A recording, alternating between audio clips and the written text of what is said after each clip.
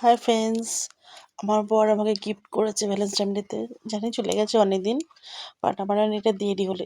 I am very lazy. এত lazy কি বলবো। সারাদিন ল্যাদ খেতে খেতে সময় চলে যায়। আর সত্যি বলতে আমার অভ্যেস নেই না, করছি করবো। যাদের এটাকে কন্টিনেন্ট বানিয়ে এসেছে তাদের একটা আলাদা বিষয়।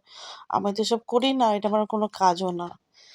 তো যাই হোক না কেন, এটা আমার অনেকদিন ধরে শখ ছিল, ইচ্ছা ছিল আমার নেয়া।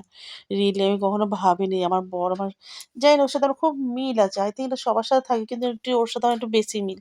যেটা আমি ভাববো সেটা ও করবে, যেটা ও ভাবে সেটা আমি করি। জানি না কার সাথে কজনের সাথে মিল আছে, বাট ওর সাথে আমার খুব ভালো মিল আছে। তো আমাকে গিফটটা করেছে। আমার হেব্বি লেগেছে। খুব ভালো লেগেছে। খুব পছন্দ হয়েছে। বাট আনফরচুনেটলি আমি তোমার দাদাকে কিচ্ছু দিতে পারিনি তোমার দাদাকে। তো ইচ্ছা ছিল, বাট দিতে পারিনি।